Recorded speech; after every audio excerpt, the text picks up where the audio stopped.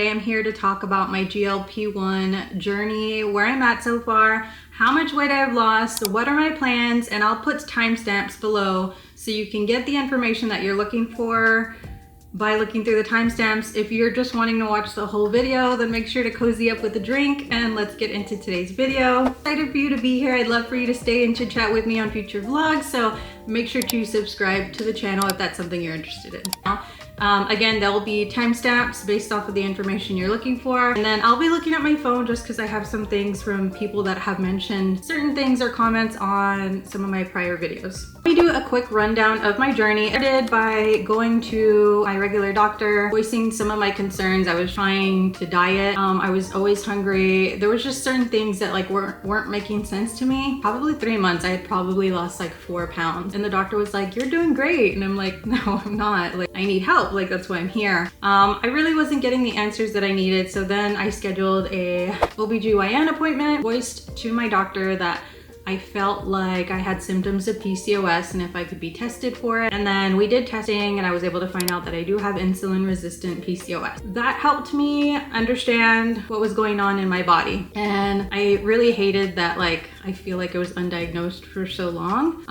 But yeah, so anyway, talking to the doctor, I was able to start semaglutide, the compounded version of Ozempic. And the first 2 months I did pretty good. Going into the 3rd month, everything was slowing down. I was getting hungry again. I felt like I started to gain a little bit of weight back. So I'm like, hey, can we up in dosage? The doctor really didn't want to do that. Then I talked to my doctor and I was like, hey, I think tirzepatide might be better for me. So then we switched, and this month was the entry dose. And that one I really didn't feel much of a difference. If anything, I felt like the same. So then we upped my dosage. But for about 4 or 5 months, it was hard dealing with this doctor. This doctor has 3 offices, and that was hard for me because it was hard to get a hold of the office. It was hard to follow up on my prescriptions not being sent over in a timely manner. Like, it was just not enough of the medicine consistently. So like sometimes it'd come up due for my refill and there was no more refills. Person bothered them for a week. It was so frustrating. And then I just caved. I was like, look, I'm gonna go to an online provider. Time's a ticking. Felt like I was wasting so much time in between my dosage and it wasn't good for my body. At that point, I was on the medication, off the medication, on the medication. So then I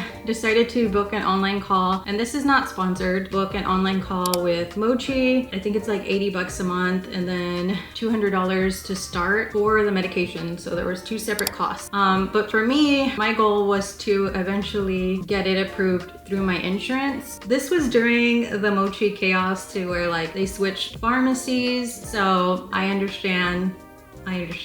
But listen, I had been through so much worse that to me, it was like, okay, well, I won't be without my medication for 2 weeks. That's cake. About it, I will say it was still a lot smoother than my local provider that I was seeing. So again, I know they have flaws, but for me, it was still so much better. So that's kind of where I'm at. I've been on tirzepatide with them for about 2 months. And then this is the 2nd week that I started and I officially got approved for zepbound through my insurance. Can we throw a little cheering in there? But yeah, so I finally got it approved. The name brand, zepbound. I was already on the compounded tirzepatide, which is just the generic form of zepbound. So now let me get into like where I'm at and what dosage I'm at, how much weight I've lost. So I am on the 7.5 of zepbound, and this is my 2nd week. Before this, I was on the 6.6, which is like a Mochi compounded dosage. Their dosage is a little bit different. And then so far, again, this has been a long time coming. This has been about like 10 months in the mix. I'm insulin resistant, I have PCOS, but I have lost about 37 pounds. And for me, that's so huge because like, if I would have told myself like, you're gonna lose 37 pounds, I wish I would have known the better, easier way to do this. For sure, like go through an online provider because you're gonna have a heck of a time with your local one. And yeah, I wish I would have known all the things, but at the end of the day, I'm so grateful for where I'm at. I never would have thought I would have dropped a jean size, dropped a shirt size. I'm still not done on my journey. So like I have plans to lose I'm gonna see how I feel in my body, first of all. Like, no number on that scale is gonna dictate whether I'm done or not. So like, I'm aiming for another 25 to 30 pound loss. And yeah, I'm gonna see how I feel along the way. So if I lose another like 20 pounds and I'm like, I'm done, well then I'm done. And then I'll stick to like a maintenance dose, because I do feel like, as somebody who has PCOS, I feel like it has helped regulate like my hormones.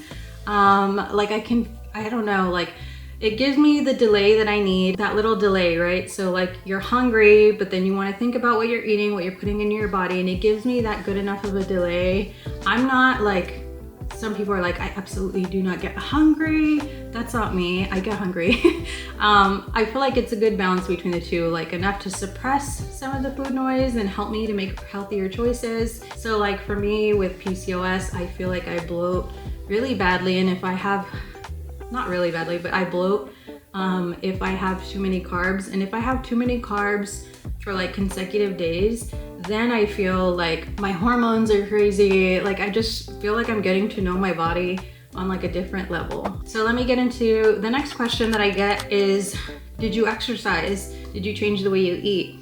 And I will say that I don't exercise. I started this week with like light weight training because I feel like some soreness in my joints. And so like I had my doctor's visit this week virtually, and she told me like, hey, you need to start like lifting weights now. You need to be like crazy weights, but you need to start some sort of weight training into your routine. So I started that this week, and I'm excited to see where I go within the next 3 months. Changing the way I ate, not in the beginning, but now definitely. So like in the morning, I'll have my coffee, I'll have a Greek yogurt. For lunch, I'll have a salad with some sort of meat in there. I can't just eat like just salad, like I need some chicken or something. And then I'll have like a protein shake or something. Now, if I do have a craving, I do feed into it, just at like a moderate version. I don't want to deprive myself from these things that I crave, but yeah. So that's kind of where I'm at right now. And then for dinner, I'll just have whatever we're eating, but like a portioned version of it. If I can eat better, then I will. But yeah, I do feel like it's definitely helped my moods, helped my PCOS. In the beginning, one of the things, so right now I kind of feel soreness, and I feel like in my joints, that's kind of my body getting used to the dosage I'm on. I remember feeling that at one point when I switched from semaglutide to tirzepatide, but regardless, I do need to start weight training, so I was going to listen to that advice like regardless. And I forgot what I was getting at. So if I remember, I'll put it in the description. But yeah, so that's kind of been my journey on my GLP-1 journey. That's been my journey on now zepbound.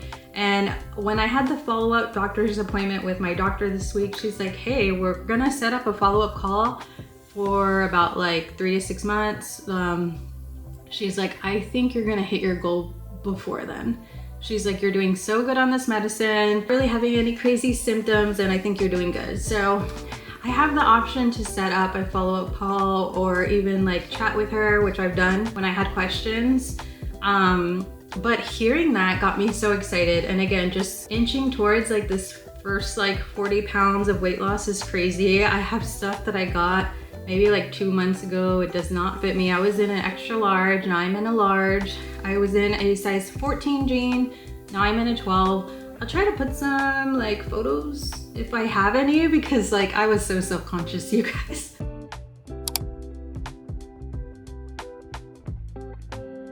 I did not have very many like full body shots, okay? But yeah, I'm excited to see where I go, how I navigate things, where I'm at. Like, you know, I'm a spooky season girly, and if I could just like get close to that goal. I don't want to put any pressure on me because I'll get in my head. I already know me. But if you have any questions, leave them in the comments. I'll try to respond. I'm so sorry I haven't been consistently on, but yeah, just kind of wanted to fill you guys in. I didn't want to leave you guys high and dry, and obviously I'm so excited as I'm inching towards that like 40-pound goal. I'm hoping that I can hit it before our Epic Universe trip, which is this month, towards the end of the month. So yeah, Again, I'm starting to incorporate weight training, very light weights, and then starting to kind of walk more, just get my body moving. And yeah, I'm excited to see where this journey takes me. So thank you guys so much for being here. I appreciate it, and I will see you on the next video.